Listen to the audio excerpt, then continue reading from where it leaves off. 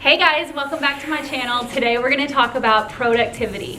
I know in 2021 that you guys have probably set a lot of goals for yourself, and that's amazing. And one of my goals is to be more productive in 2021. I read a book, The Productivity Project by Chris Bailey, and a lot of the ideas are coming from that book. And I'm gonna link it down below. It's a wonderful book. You guys should get it, and it's really helpful. So let's get started. Number one is stop multitasking. I know everybody loves to multitask. I feel good whenever I multitask. There's actually studies that show that multitasking releases dopamine in your brain that makes you want to continue to multitask. But actually, we're not multitasking. We're just switching our attention back and forth from task to task. And it's been shown that it reduces productivity by 40%.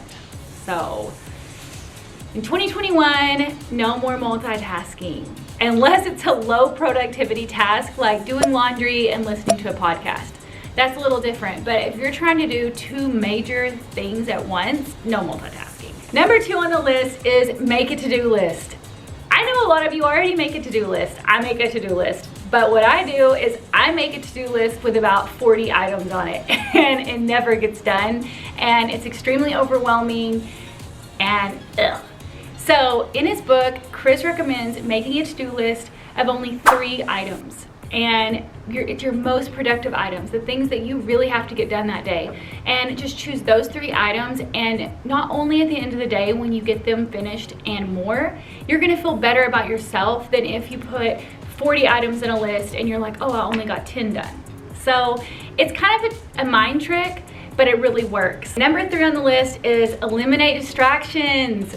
I know a lot of you guys are working from home and you have small children, and there's like no way that you're gonna be able to eliminate the distractions, but do the best that you can. And I have 3 quick ways that you can eliminate distractions. Number 1 is do not get text messages from your phone onto your computer. That's like a double whammy, and nobody needs that. Number 2 is put your computer on Do Not Disturb from 7 o'clock in the morning to 7 o'clock at night. And then number 3 is do not obsessively check your email. It's a trap. You can check your email first thing in the morning, first thing after lunch, and then maybe again at dinner. I know that there are some of you that do have to check your email a lot. I sell real estate, and so whenever I have a deal going on, I do have to check my email obsessively sometimes, but I try not to do that. Studies have shown that it takes about 25 minutes to get us back on track after something has distracted us. And so if you can imagine, social media, email, it's just a train wreck. The last thing is gonna be a tough one, so you guys just bear with me, but delete your social media. I know it's hard, but you delete your social media from your phone so that you're not as distracted throughout the day, and then at night you can reload it and troll until your heart's content. Number 4 on my list is boundaries. I know boundaries can be hard for everyone. I know boundaries are really hard for me. My boyfriend, he calls, he wants something, I'll just drop everything for him and like do whatever he wants or needs. My friends call me and I'm like, oh, I need to call him back. But this year, one of my goals is to set more boundaries and stick to the boundary. When people text you or people call you, don't feel like you have to get back to them right away. Set a time, like I'm gonna be working from 8 until 5, this is my lunch time, and don't veer from that. In the workspace, set boundaries. Don't let people come in your office unless they really, really have to.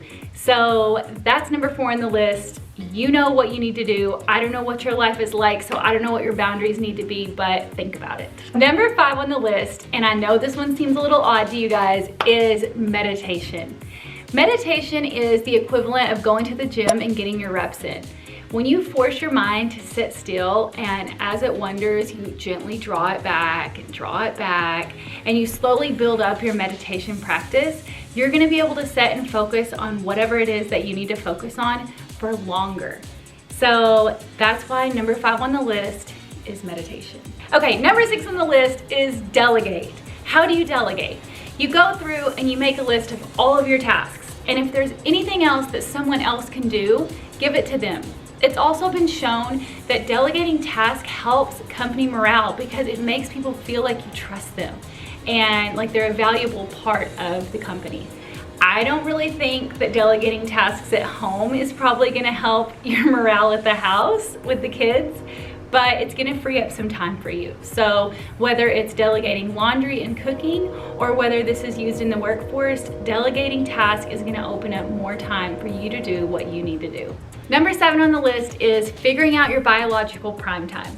And this is so beneficial. The way you figure out your biological prime time is logging your time. And this task is so tedious. I did it for 3 days. And basically you go through the day and you log when you wake up in the morning, and how long it takes you to eat breakfast, and how long it takes you to take a shower, and how you feel during these times. Are you more productive in the morning, or are you a night owl?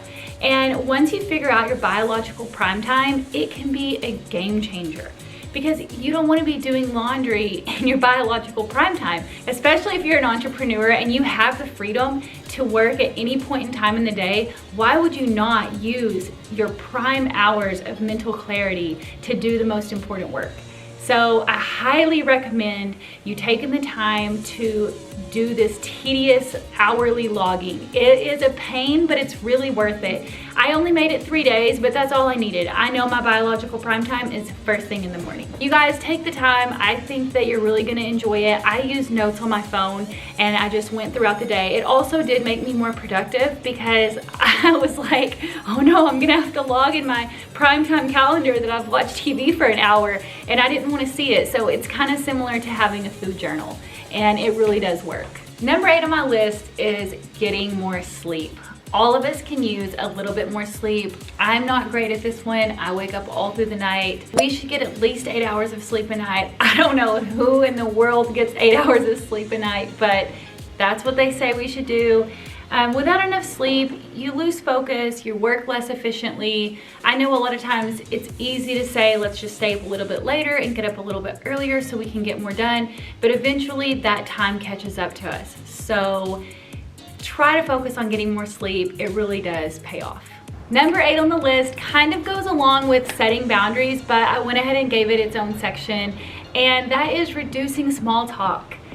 Whether it's in the office or whether it's at home, small talk is a time sucker and a productivity killer. So that's number 8. I also lumped in setting limits on meetings. If you're an entrepreneur and you do a lot of meetings and you're the one that's kind of in charge with setting the meetings and interviewing the clients, you can kind of set the precedent and you can decide how long you want the meetings to be. So I try to keep meetings at 15 to 20 minutes and then just move on. I have not perfected that at all yet, especially if I'm the one being interviewed and I don't feel like I'm in charge or I'm in control. Sometimes the meetings get way out of hand and an hour has passed by and I'm like, oh, this could have been done in 15 minutes. So it's something I'm still working on, but I went ahead and put that on the list. The next thing up is, are the meetings even necessary? Before you schedule all these meetings out of habit, stop and think to yourself, is this something that I really need to take time out and meet with this person in person, or can I get it handled through an email? Number 9 on the list is time yourself. This is a life hack that I got from Eat That Frog, and I will put the link in the description box below. I love this book. It's about procrastination, and I'll probably do a YouTube video on it, but it talks about timing yourself, and this really helped me. When I was procrastinating on something big, I would sit down and I would put my stopwatch on and I would work on it for 30 minutes.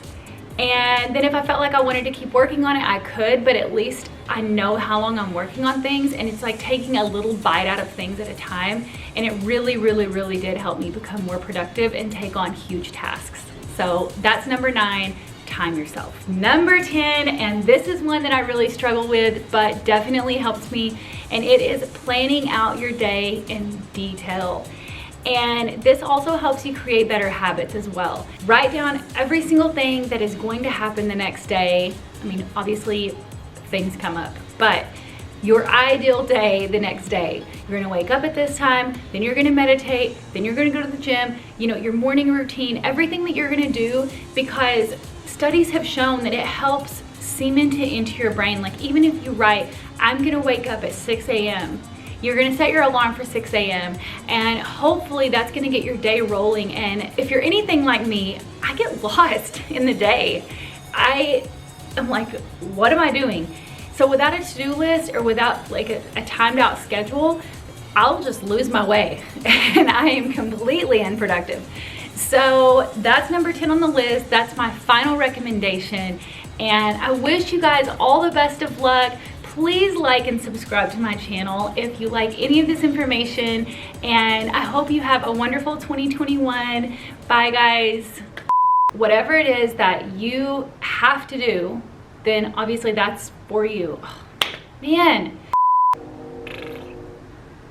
Figuring out your biological prime time is basically, wait, number 7 on the list. Number 8 on the, delegating tasks is gonna open up more time for you to do what you need to do. Nailed it, I think.